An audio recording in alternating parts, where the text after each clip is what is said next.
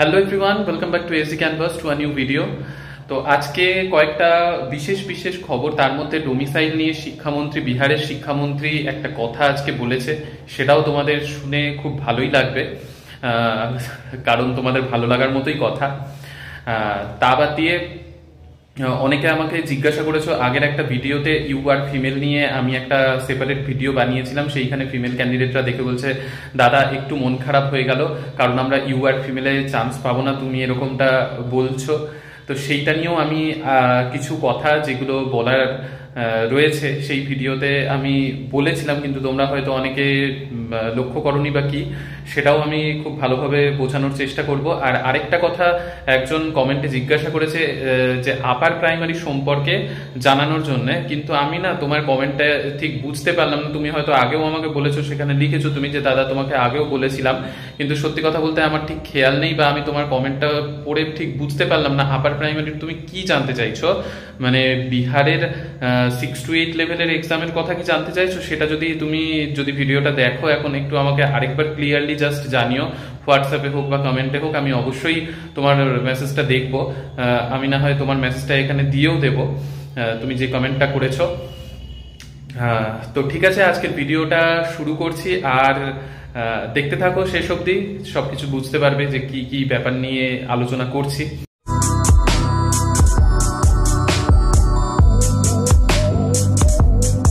তো দেখো, প্রথমেই একটা কথা তো বলি, কিছু কিছু মানুষ তো রয়েছে এইখানে, আমি কমেন্ট দিয়ে দিলাম, কালকেও একটা এরকম টাইপের কমেন্ট এসেছিল, কিন্তু অনেকে সুন্দর সুন্দরভাবে প্রতিবাদ করেছে। আমি জানি না সে কে, বা তাকে আমি সত্যি কথা বলতে পার্সোনালি চিনিও না, তবে সে লিখেছে ভালোই পেয়েছো।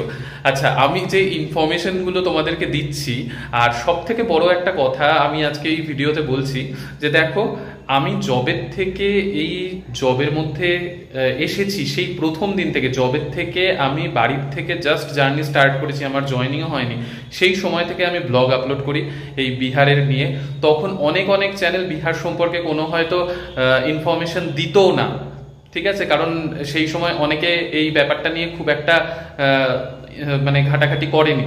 তো আমি সেই প্রথম দিন থেকে ইনফরমেশন দিচ্ছি। তো তুমি যে এরকম লিখেছো ভালোই পেয়েছো, আমি কি ভালো পেয়েছি? আমি যা ইনফরমেশন জানানোর অনেকের যেটা কাজে লাগে সেটাই আমি জানিয়েছি। তবে তোমার ইনফরমেশনকে আমি একেবারে পুরোপুরি ইগনোর করি, তুমি কোথাকারকে আমি জানি না। তবে তুমি নিজেকে কি ভাবছো সেইখান থেকে তুমি নিজে সরে আসো, না হলে তুমি নিজের জীবনে খুব একটা ভালো কিছু করতে পারবে তো অবশ্যই না। আর তোমরা যারা প্রতিবাদ করেছো একদম যোগ্য জবাব দিয়েছো, থ্যাংক ইউ।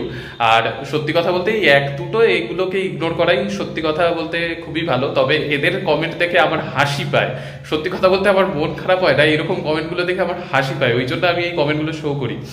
বাকি তোমরা তো যারা আমাকে রেগুলার মেসেজ করো বা কমেন্ট করো, সবাই মানে কি বলবো, 100-এর মধ্যে 99% কমেন্টই ঠিকঠাক আসে, এই 1% হাস্যকর কমেন্ট আসে। তবে হ্যাঁ, হাসিও আমাদের লাইফে দরকার, তোমরা এরকম হাস্যকর কমেন্ট করো বলে হাসিও পায়। যাই হোক, তো আমি যে কথাটা প্রথমেই বলি, ইউ আর ফিমেল নিয়ে আমি বলবো। আর শিক্ষামন্ত্রী কি আজকে জানিয়েছে, যেটা খুব ইন্টারেস্টিং বা তোমাদের জন্য খুব একটু আশাজনক, কারণ শিক্ষামন্ত্রীকে আজকে একটা হচ্ছে শিক্ষামন্ত্রীর বৈঠক থেকে বেরোনোর সময় শিক্ষামন্ত্রীকে জিজ্ঞাসা করা হয়েছিল যে আদার স্টেটের ক্যান্ডিডেটদের এই যে এতটা চান্স দেওয়া হচ্ছে, যেইখানে মানে সবাই চাইছে ডোমিসাইল নীতি লাগু করার জন্য, তো সেইখানে শিক্ষামন্ত্রী খুব ক্লিয়ারলি জানিয়েছে, আজকেও যা জানিয়েছে সেই হিসেবে উনি বলেছেন যে মেরিট যাতে খুব মানে মেরিট যাদের রয়েছে তারাই যাতে চান্স পায়, আর যাতে শিক্ষার লেভেলটা খুব ভালো জায়গায় যায়, তার জন্যই এটা করা হয়েছে। এটা অল ইন্ডিয়া লেভেলের এক্সাম হিসেবেই নেয়ার কথা ভাবা হয়েছে, বা আগেও ভাবা হয়েছিল, তাই এরকমটা করা হচ্ছে। তো ডোমিসাইলের নিয়ে উনি খুব একটা মানে ডোমিসাইল করতে চাননি, তবে বিহারের উনি বলেছেন যে বিহারের ক্যান্ডিডেটরাই বেশি এসেছে, আদার স্টেট থেকে যাদের মেরিট ছিল বা যাদের যোগ্যতা ছিল তারাই শুধুমাত্র এসেছে বা আসবে, এইরকম ইঙ্গিতটা যে দিয়েছেন, এই কথাটা থেকে তোমরা একটু রিল্যাক্স হতে পারো। কারণ এটা নিয়ে অনেকটাই মাতামাতি চলছে, বা আজকেরও কিছু কিছু নিউজ পেপারে ডোমিসাইল নিয়ে আন্দোলন বা এগুলোর কথা এসেছে। স্বাভাবিক, এখানকার ছেলেমেয়েদের কথাটাও আমি ভাবছি বা বুঝছি। হ্যাঁ, ওরা পুরো সিটটাই কভার করতে চাইছে, কিন্তু খুব সামান্যই পার্সেন্টেজ যা আদার স্টেটের দেয়া হয়েছে সেটা মনে হয় না মানে পুরোপুরি মানে আবার হাত মানে ছিনিয়ে নেবে, এরকমটা হয়তো হবে না, কারণ শিক্ষামন্ত্রীর কথাতে সেই ইঙ্গিতই পাওয়া গিয়েছে আজকে। তো বিহারের ক্যান্ডিডেটদের জন্য বলছি, তোমরা বেশি সিটটাই পাবে।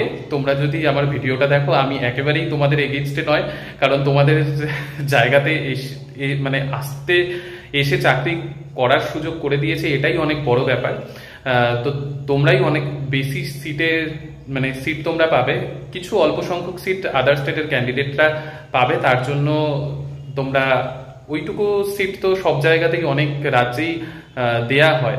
তো সেই ক্ষেত্রে শিক্ষামন্ত্রীর বক্তব্য অনুযায়ী তোমরা আশা করি একটু নিশ্চিন্ত হতে পারবে। তো এটা একটা কথা বলার ছিল। আর ইউআর ফিমেল সম্পর্কে দেখো একটা কথা বলি, টিআরই 2-তে আদার স্টেট, মানে টিআরই 1-এ তো আদার স্টেট সেই রকম ছিল না, টিআরই 2-তেই আদার স্টেট। তো আমি আদার স্টেটের মানে আমাদের সাথে ফিমেল ক্যান্ডিডেট অনেকে যারা জয়েন হয়েছে 6 to 8-এ, তাদের সাথে আমি সেই ভিডিওটা করার আগেও তাদের সাথে কথা বলেছিলাম, বা আজকেও কথা বলেছি। তো দেখো, কারণ আমি একটা কথা আগের ভিডিওতেও বলেছিলাম যে বিহারের ফিমেল ক্যান্ডিডেটরা সিট মানে 50% যে রিজার্ভেশন, দেখো রিজার্ভেশন অন্য স্টেটের কেউ পাবে না, এটা হচ্ছে লজিক, ঠিক আছে?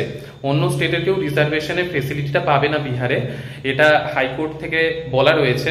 তবে টিআরই 2 পর্যন্ত ইউআর যে ফিমেল, সেইখানে সিট যেহেতু ভর্তি হয়নি, তার জন্য কিন্তু আদার স্টেটের ক্যান্ডিডেটরা, ওয়েস্ট বেঙ্গলেরও অনেক মেয়ে এসে এখন চাকরি করছে, তাদের সাথেও আমার কথা হয়েছে, তাদের কিন্তু ইউআর ফিমেলের কাট অফ থেকে বেশি থাকার মানে বেশি ছিল, সেই হিসেবেই তারা চাকরি পেয়েছে, সেটাও একটা দিক।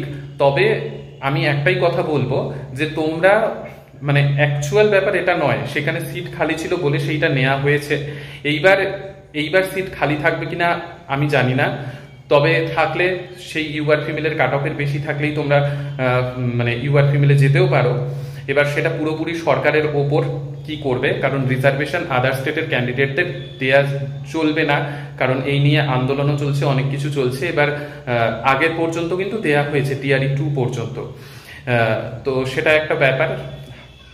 তো ব্যাপার হলো, তোমরা ইউআর এর ফাইট করবে এটা ভেবে তোমরা এক্সাম দাও, তারপর সিট বেঁচে গেলে অবশ্যই ইউআর ফিমেলে তোমাদেরকে জায়গা দেয়া হবে। এবার পুরোটাই এটা সরকারের ব্যাপার, মানে এই ব্যাপারটা ইউআর ফিমেল যেটা, সেটা আদার স্টেট ক্যান্ডিডেটদের জন্য ভ্যালিড টিআরই 2 পর্যন্ত ছিল। এবার টিআরই 3-তে কি করছে সেটা দেখলে অনেকটা ক্লিয়ার হওয়া যাবে। আর টিআরই 4-এ গিয়ে আবার নতুন কিছু চেঞ্জ করে নাকি নোটিফিকেশনে, সেটাও তখন বোঝা যাবে। তাই আপাতত আমি বলবো যে প্রথম থেকেই একটু শক্ত হও, যে তোমরা ধরে রাখো ইউআর হিটতেই মানে তোমরা কম্পিট করবে, সেখানেই ফাইট করবে। তো সেটা ধরে রেখে তোমরা প্রিপারেশন নিতে থাকো। আর এইখানে যদি তোমরা পেয়ে যাচ্ছ টিআরই 2 এর মতো, কারণ টিআরই 2-তে যেহেতু দেয়া হয়েছিল বললাম, তাহলে তো খুবই ভালো, সোনায় সোহাগা। তো এইটা আরেকটা বিষয় তোমাদের জানানোর ছিল। আর আপার প্রাইমারি নিয়ে যে জানতে চেয়েছো, সে আরেকবার প্লিজ কমেন্টে আমাকে জানিও, আমি অবশ্যই জানাবো। আর আমার সাথে যে অনেকে মানে কানেক্ট হতে চাইছো, আমার সাথে কথা বলতে চাইছো, তো তারা একটু হোয়াটসঅ্যাপে আমাকে মেসেজ করো। হ্যাঁ, অনেকের মেসেজ দেখিনি, তো আরেকবার একটু মেসেজ করে তো আমি অবশ্যই তোমাদের সাথে কথা বলবো বা কন্ট্যাক্ট করব। তো এই বিষয়গুলো আজকে জানানোর ছিল।